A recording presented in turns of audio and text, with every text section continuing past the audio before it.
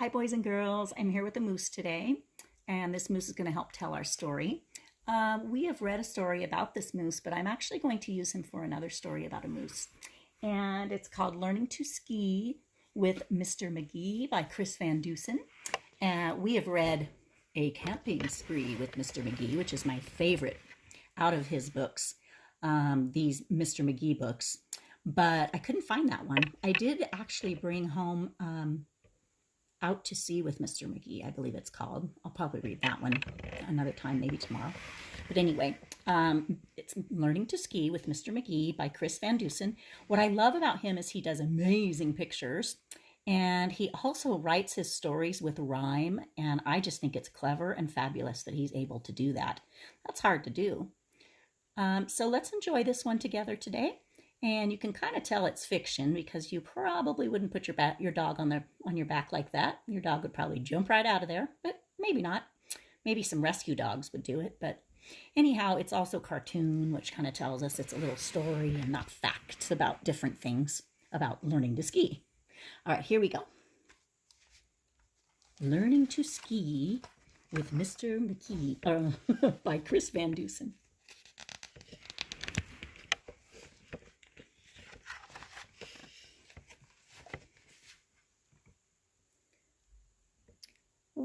One winter morning at 6:53, Mr. Magee and his little dog Dee woke to a fresh snow and beautiful sky and decided it's time to give skiing a try.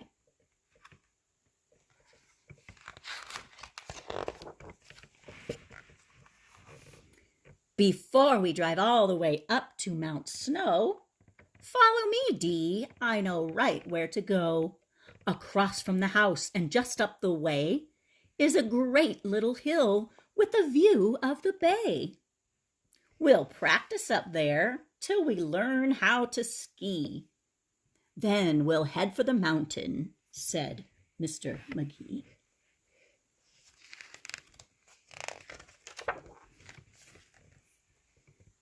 A few minutes later, they came to a spot where nothing could get in their way, Magee thought.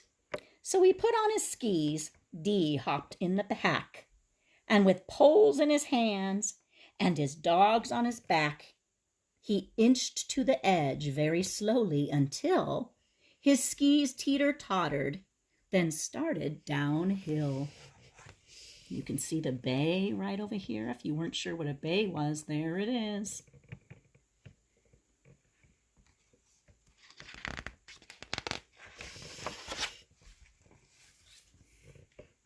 There they are. Oh my goodness. Hope that's not too blurry.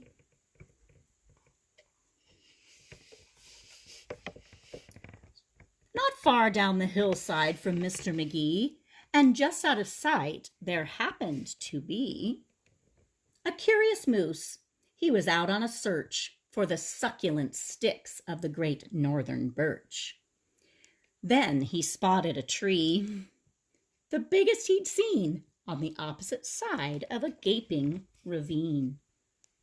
So here's a birch tree, and that's what he wants to go eat part of. And here's a gaping ravine. So that moose can't really get across because it's kind of like a big crack in the earth, and it's a big ditch, basically. The moose isn't going to be able to get across that very easily. So he has a slight problem to get to his delicious birch tree.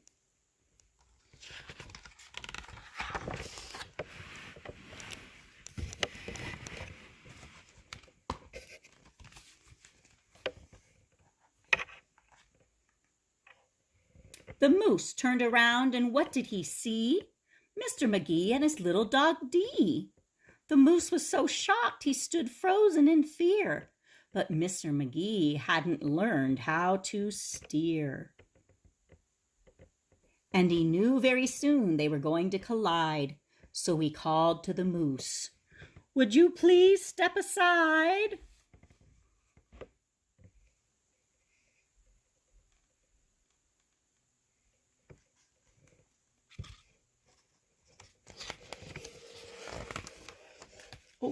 Oh no. But the moose didn't move, so Magee yelled, "Duck!" And that was the moment they ran out of luck. 'Cause while they were sliding right under the moose, the tips of the skis snagged the log of a spruce. So look at the tips of his skis right here. Oh boy, that is not good.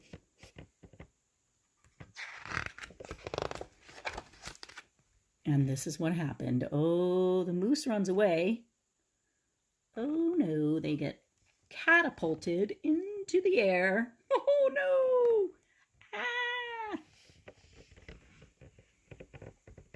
In a flash and a flip, they flew over the log, tossing poor Mr. Magee and his dog head over heels straight into the gap.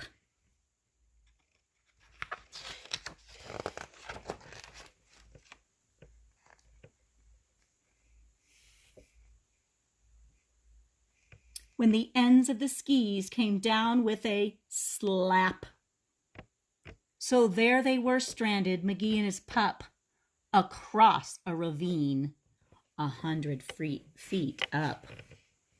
So the ravine is 100 feet up from where they are hanging down. Oh goodness.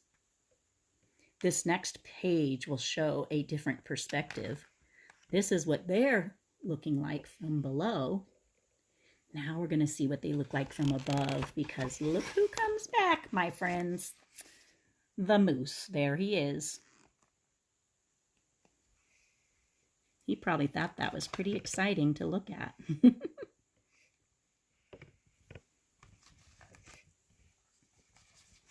They hung there, suspended, not making a sound. When the moose came back, he looked all around. He didn't see Dee or Magee, but what's this? A bridge to the birch above the abyss? Abyss is a deep, deep hole. And that's what we're looking at, or a deep, deep something. But this is a deep, deep ravine. Oh my goodness. And look at their tips of their skis. Oh, there he goes, right across the skis. This moose. He's like, that's a good bridge for me.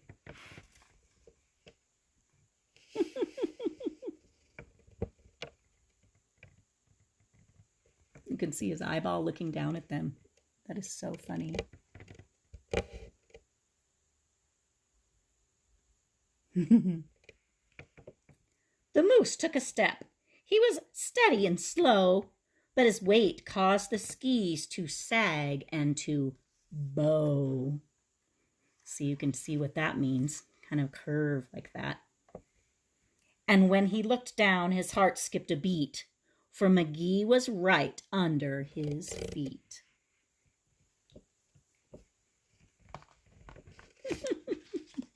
Looks like the skis are about to slip off the tips there, off the tips of the snow. Oh my goodness. Oh! Oh boy.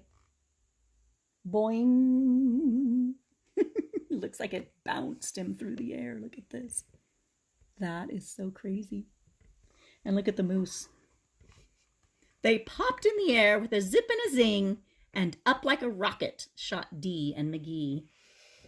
Where's the moose going? Oh, to his birch tree.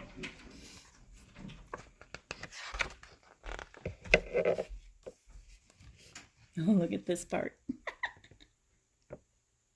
Landing feet first, just safe as can be. Oh, I cannot believe that happened. Feet first. And here's the moose running off to find his birch tree.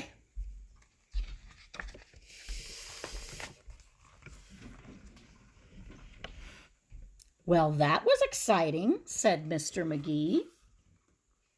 But I'm not really sure we learned how to ski. I think that I might need a lesson or two. I think that perhaps it's the best thing to do. And when we get home, he said with a smile,